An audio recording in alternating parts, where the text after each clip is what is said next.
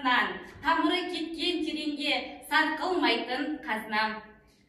Қазақстан астықты өлке өрлеген, ғарышты қосқан жерменен, шуағын шашып жан жаққа көгілдір туын көлбеген. Қазақстан елім менің, жерім менің, Қазақстан. Маңғыстау облысы Бейнеу ауданы Манашы бөбекжайы 16 желтоқсан тәуелсіздік күніне арналған челленджді Тұрыш бөбекжайына жолдаймыз.